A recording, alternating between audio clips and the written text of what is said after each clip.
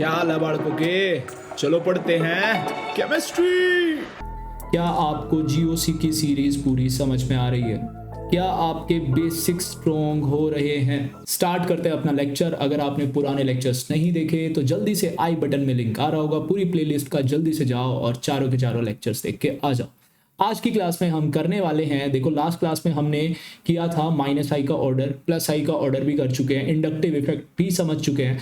अब हम क्वेश्चंस में अप्लाई करने वाले हैं, डिफरेंट डिफरेंट क्वेश्चंस में। आधे क्वेश्चन तो ऐसे होंगे जो हमने सीखा है वहीं से हो जाएंगे। अब कुछ क्वेश्चंस ऐसे आ सकते हैं जो हमने सीखा है वो भी अप्लाई नहीं हुआ तो ऐसे कुछ क्वेश्चंस मैं लेके आया हूं आज के लेक्चर में। तो चलते हैं, देखते हैं अपने ऐसे सवाल। 1 मिनट दो मेरे को बस। सेट हो गया है, ओके ऑल गुड। या चलते हैं भाई नेक्स्ट स्लाइड पे और करते हैं आज की क्लास स्टार्ट। आज की क्लास स्टार्ट करने वाला हूं मैं एक क्वेश्चन से। आज की क्लास में स्टार्ट करने वाला हूं एक क्वेश्चन से। देखो इस क्वेश्चन में हमको दी है, एक तो दी है 3 मेंबर की रिंग, एक दी है 4 मेंबर रिंग और एक दी है हमें 5 मेंबर की रिंग। और हमको बताना है कि किसका कंपेयर करना है हमें माइनस आई इफेक्ट, कंपेयर करना है हमें माइनस आई इफेक्ट। सर हमको तो यही नहीं पता चल रहा जब इसके अंदर कार्बन और हाइड्रोजन ही है, सिर्फ कार्बन है और दो हाइड्रोजन है हर एक कार्बन के पास, क्योंकि 2 बॉन्ड इसने फॉर्म कर लिए हैं कार्बन टू कार्बन और 2 फिर आ जाएंगे हाइड्रोजन। क्या बात सही है? तो सर इसमें माइनस आई अप्लाई होगा? पहली बात तो हमें यही नहीं आई समझ में। देखो एक चीज समझते हैं हम, एक चीज आपको आनी चाहिए समझ में कि इनके सभी के बॉन्ड एंगल कितने होंगे। देखो ये इनर वाला बॉन्ड एंगल मैं पूछ रहा हूं आपसे, ये बॉन्ड एंगल कितना होगा? आप कहोगे 60 होगा। क्या बात सही है? तो यहां पे मैंने लिख दिया जी 60 डिग्री। इसके लिए पूछा, आपने बोला 90 होगा जी, तो मैंने लिख दिया 90 डिग्री। क्या 5 मेंबर रिंग के लिए भी आप एंगल निकाल सकते हो? क्या आप 5 मेंबर रिंग के लिए भी एंगल निकाल सकते हो? बोल दो। नहीं? 120 कह रहे हो? पक्की बात है? देखो एक फॉर्मूला मैं तुमको सिखाता हूं, अगर आपको कभी भी रिंग्स में इनर बॉन्ड एंगल निकालना हो तो उसके लिए एक फॉर्मूला है 180 माइनस 360 बाई एन।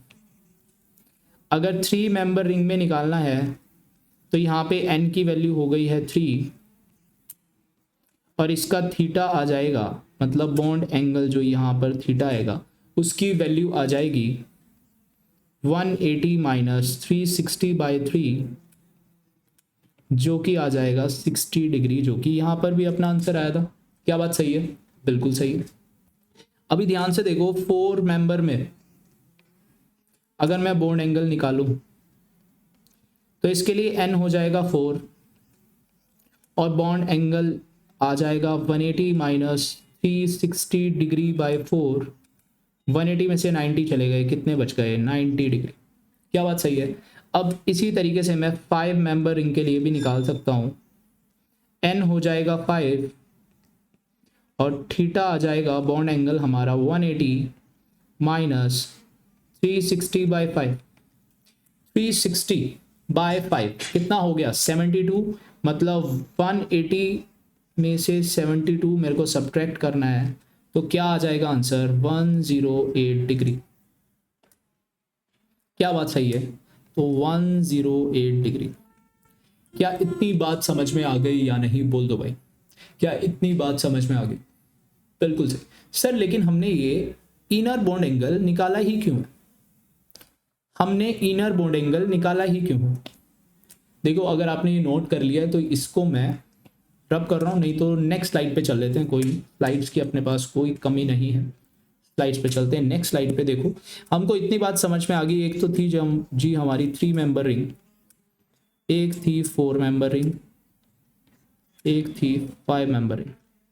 इसमें अगर मैं बॉन्ड एंगल की बात करूं, जो कि बॉन्ड एंगल कौन सा है, इनर बॉन्ड एंगल की बात कर रहा हूं मैं,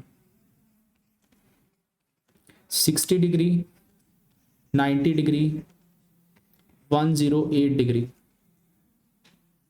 ठीक है, अब देखो इसके बाद हम लिख रहे हैं बॉन्ड एंगल आउटर। बात को समझना, अगर मैं इनर बॉन्ड एंगल देखूं तो 3 मेंबर रिंग साइज के साथ अपना बॉन्ड एंगल भी क्या कर रहा है, इंक्रीज। तो बॉन्ड एंगल इनर वाला डायरेक्टली प्रोपोर्शनल है रिंग साइज के। जितनी ज़्यादा रिंग साइज होता जा रहा है उतना ही बॉन्ड एंगल भी इंक्रीज होता जा रहा है। लेकिन अगर मैं आउटर वाला बॉन्ड एंगल देखूं, इसमें ज़्यादा होगा, इसमें कम होगा, इसमें और कम होगा। मतलब कि आउटर बॉन्ड एंगल साइज के इन्वर्सली प्रोपोर्शनल आ रहा है। और जो ये आउटर बॉन्ड एंगल है ना, जो यहाँ पे आउटर बॉन्ड एंगल है,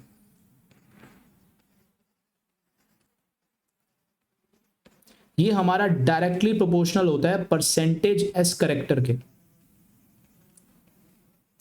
और percentage S character directly proportional होता है इलेक्ट्रोनेगेटिविटी के। तो मैं ऐसा कह सकता हूं कि ये जो सबसे स्मॉलेस्ट रिंग है, ये मोस्ट इलेक्ट्रोनेगेटिव है इनमें, क्योंकि इसका रिंग साइज कम है। रिंग साइज कम है तो बॉन्ड एंगल ज़्यादा है, बॉन्ड एंगल ज़्यादा है तो एच करेक्टर ज़्यादा है, एच करेक्टर ज़्यादा है तो इलेक्ट्रोनेगेटिविटी भी ज़्यादा है। दैट्स वाई मैं बोलूँगा ये मोस्ट इलेक्ट्रोनेगेटिव है। इसको मैं थोड़ा सा यहाँ पे एडजस्ट कर लेते हैं। ये मोस्ट इलेक्ट्रोनेगेटिव है तो इसका इलेक्ट्रॉन विड्रॉइंग इफेक्ट भी सबसे ज़्यादा होगा, जिसकी वजह से इसका माइनस आई इफेक्ट इंक्रीज हो जाएगा। क्या बात समझ आई? देखो इसके अंदर सबसे इंपॉर्टेंट लाइन यही है। अगर ये समझ गए हो तो सब समझ में आ गया हो। इसके बाद चलते हैं, देखो नेक्स्ट स्लाइड पे हमने देखा माइनस आई इफेक्ट।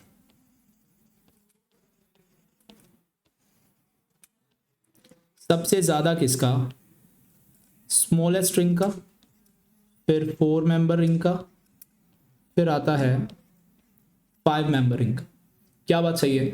यहां पे माइनस आई इफेक्ट का ऑर्डर आ गया है। अगर मैं प्लस आई इफेक्ट का ऑर्डर लिखना चाहता तो जस्ट इससे रिवर्स आ जाता।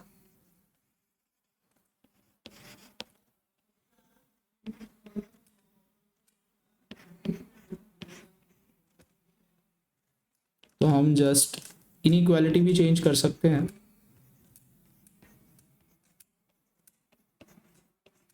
मतलब हम ऐसा लिख सकते हैं, इलेक्ट्रॉन विड्रॉ किसने किए? छोटी रिंग ने। क्या बात सही है? सही है। तो मैं लिख सकता हूं जितनी छोटी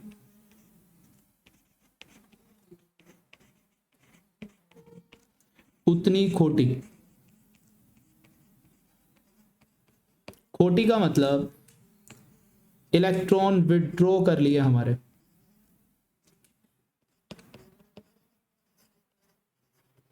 मतलब कि माइनस आई इफेक्ट लगा दिया। जितनी छोटी, स्मॉल रिंग ने। अब देखो हमने ये सब सीखा क्यों? अब आप सोच रहे होगे सर और कहीं तो ऐसा कुछ हमको पढ़ाया नहीं है, आपने क्यों पढ़ाया? अब एक सवाल करते हैं तो आपको समझ में आएगा कि अप्लाई ये कहां पर होगा। देखो सवाल है कुछ ऐसा, क्वेश्चन, येलो से लिखते हैं, क्वेश्चन हाईलाइट होगा। क्वेश्चन है कुछ ऐसा, एक तो दी है हमें 4 मेंबर की रिंग और एक दी है मेरे को 3 मेंबर की रिंग, और हमसे पूछा है कि इस वाले बॉन्ड में इलेक्ट्रॉन की मूवमेंट बतानी है। तो हम अभी तो जानते हैं जितनी छोटी उतनी खोटी। क्या बात सही है? क्या छोटे वाली रिंग माइनस आई इफेक्ट लगा रही होगी तो बड़े वाले रिंग को ना चाहते हुए भी प्लस आई इफेक्ट लगाना पड़ेगा। मतलब कि माइनस आई का मतलब है ये। क्या बात समझ में आ गई? क्या बात समझ में आ गई? ये तो अप्लाई कर रहा है प्लस आई और ये अप्लाई कर रहा है माइनस आई, अपनी तरफ इलेक्ट्रॉन खींच रहा है। बात सही है? सही है। इलेक्ट्रॉन्स का मूवमेंट हमने लिख दिया। इसके बाद चलते हैं नेक्स्ट स्लाइड पे। नेक्स्ट क्वेश्चन,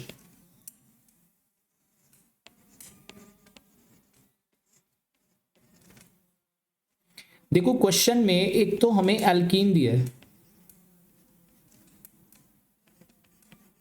और एक सिंगल बॉन्ड CH3 दिया है, और हमको बताना है कि ये ग्रुप कौन सा इफेक्ट लगा रहा है और ये ग्रुप कौन सा इफेक्ट लगा रहा है। अब ध्यान से देखोगे तो पाई बॉन्ड आ गया है और पाई बॉन्ड हमारा माइनस आई इफेक्ट लगाता है।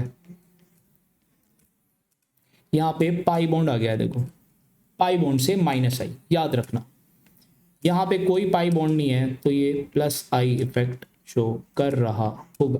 आप ऐसे भी देख सकते हो कि कार्बन के पास जैसे ही पाई बॉन्ड आया वैसे ही उसके पास sp2 की हाइब्रिडाइजेशन आई। कार्बन के पास कोई पाई बॉन्ड नहीं था तो उसके पास sp3 हाइब्रिडाइज थी। तो परसेंटेज s करेक्टर किस में ज़्यादा है? इसमें टोटल 3 है और 3 में से एक है s, इसमें टोटल 4 है और उसमें से एक है s, तो इसके अंदर तो 25% s करेक्टर है और इसके अंदर 33.3%। तो जिसके अंदर s करेक्टर ज़्यादा उसकी इलेक्ट्रोनेगेटिविटी ज़्यादा, तो इलेक्ट्रोनेगेटिविटी ज़्यादा अपने इस कार्बन की है, तो सेंटर से इलेक्ट्रॉन्स कुछ इस डायरेक्शन में मूव कर जाएंगे। क्या बात सही है? क्या बात सही है? वो बोल दो भाई। इसके बाद देखो हम नेक्स्ट स्टार्ट कर रहे हैं। इसके बाद हम नेक्स्ट स्टार्ट कर रहे हैं एप्लीकेशन पार्ट।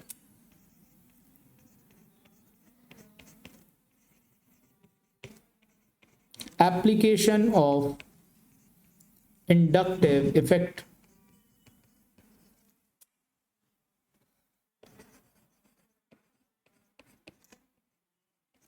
समझते हैं एप्लीकेशन में क्या चीज आएगी। फर्स्ट एप्लीकेशन,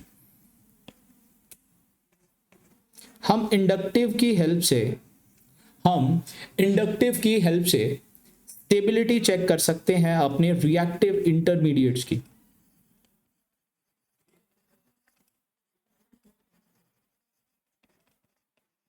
रिएक्टिव इंटरमीडिएट्स की।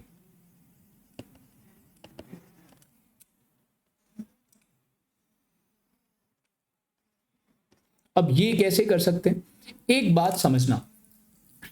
फॉर एग्जाम्पल लिया मैंने कार्बोकेटायन का। कार्बोकेटायन कैसा होता है? कार्बन के ऊपर पॉजिटिव आते ही हमको समझ में आ गया ये एक इलेक्ट्रॉन डेफिशिएंट स्पीशी है, तो इसको न्यूट्रलिटी की तरफ मूव करने के लिए इलेक्ट्रॉन्स चाहिए, तो इसके साथ कोई ऐसा अटैच करना पड़ेगा जो कि इलेक्ट्रॉन रिच हो। और इलेक्ट्रॉन रिच मतलब कि जो इसको इलेक्ट्रॉन डोनेट करे तो ये स्टेबल होगा। अब इलेक्ट्रॉन रिच कौन होंगे? हमने पढ़ा है अभी अभी 2 इफेक्ट। कौन सा इफेक्ट वाले ग्रुप्स लग सकते हैं जो ऐसा करे? बिल्कुल सही बात है, प्लस आई इफेक्ट वाले अगर इस पे लगे तो वो इसको कर देंगे स्टेबलाइज। क्या बात सही है? तो वो कार्बोकेटायन को क्या कर देंगे? स्टेबलाइज। और अगर इस पे कोई माइनस आई वाले लग गए तो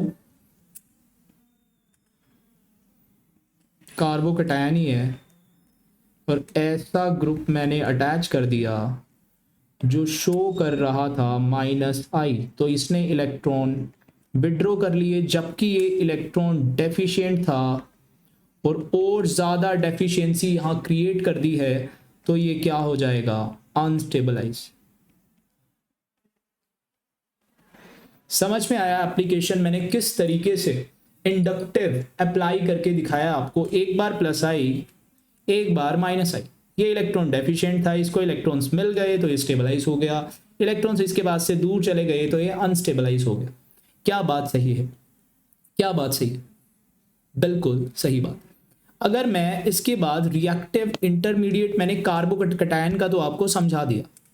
अब एग्जांपल लूं मैं अगर कार्ब फ्री रेडिकल का,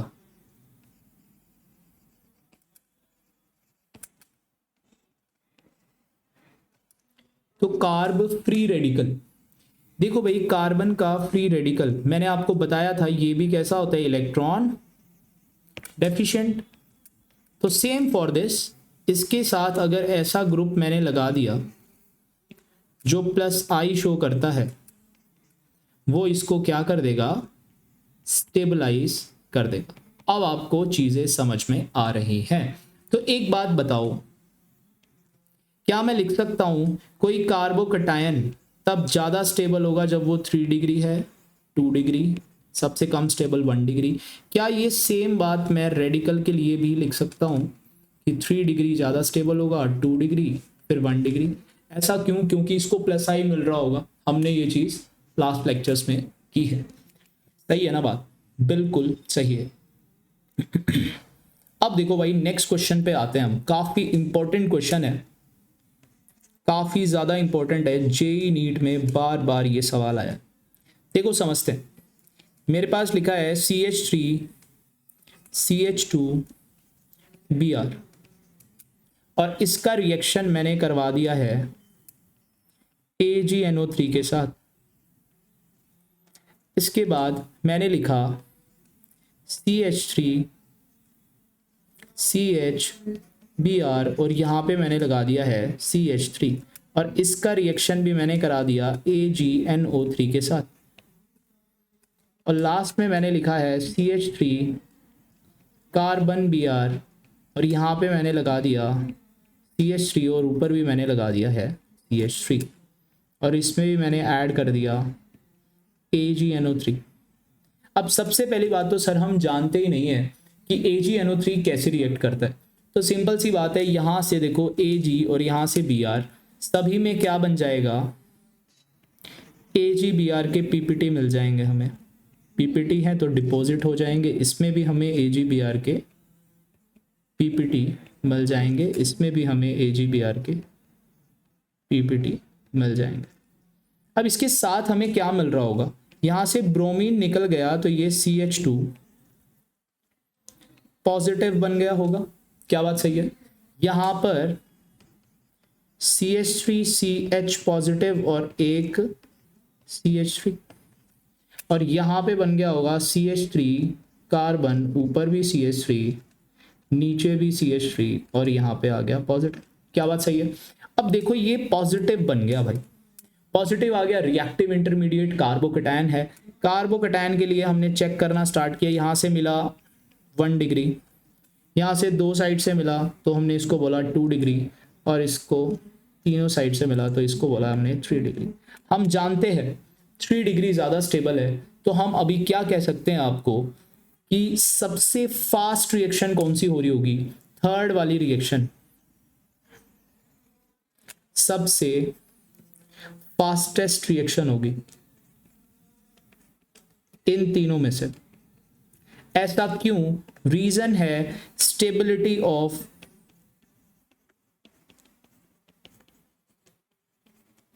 कार्ब कैटायन, जो कि क्या होती है 3 डिग्री, 2 डिग्री, 1 डिग्री, और फर्दर रिएक्शन को जो भी करना है आगे फर्दर जो रिएजेंट्स दिए होंगे उनके अकॉर्डिंग ये मूव कर जाएगी। लेकिन हमको बस इतनी सी बात समझनी थी कि अगर कार्बोकटायन बन रहा है तो 3 डिग्री पे सबसे ज्यादा स्टेबल होगा, तो यहां से Br को रिमूव, लीव सबसे पहले कर देगा। यही बात थी जो मैं आपको समझाना चाह रहा था। जहां पे स्टेबिलिटी होती है, देखो एक और चीज समझते सर, यहाँ पे तो स्टेबल मिल रहा था, स्टेबल को आपने मोस्ट रिएक्टिव बना दिया। हम तो कहते हैं reactivity is inversely proportional to stability. समझते हैं, बहुत अच्छा कंसेप्ट है कि कब तो स्टेबिलिटी रिएक्टिविटी के डायरेक्टली प्रोपोर्शनल होती है, और कब स्टेबिलिटी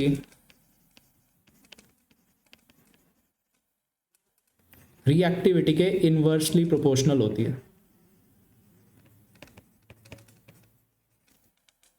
अब ध्यान से समझना, ये दोनों चीज मैं आपको समझाने वाला हूं।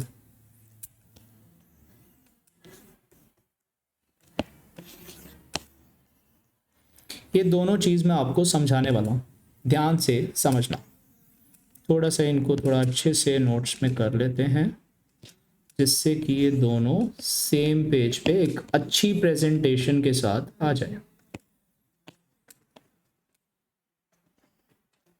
अभी मैं नहीं लिख रहा। देखो, एक तो अपने पास है रिएक्टेंट, और वो चेंज हो जाता है प्रोडक्ट में।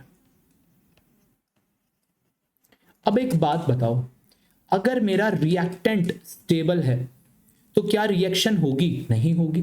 स्टेबिलिटी की तरफ रिएक्शन जाना चाहती है, तो रिएक्टेंट ही स्टेबल है तो रिएक्शन होगी ही क्यों? तो स्टेबिलिटी अगर हम चेक कर रहे हैं रिएक्टेंट की, स्टेबिलिटी ऑफ रिएक्टेंट अगर मैं देख लूं तो हो जाएगा इनवर्सली प्रोपोर्शनल, क्योंकि जितना ज्यादा रिएक्टेंट स्टेबल उतना ही कम रिएक्टिव। और अगर प्रोडक्ट की स्टेबिलिटी देख रहे हैं तो रिएक्शन का रेट डायरेक्टली प्रोपोर्शनल हो जाएगा।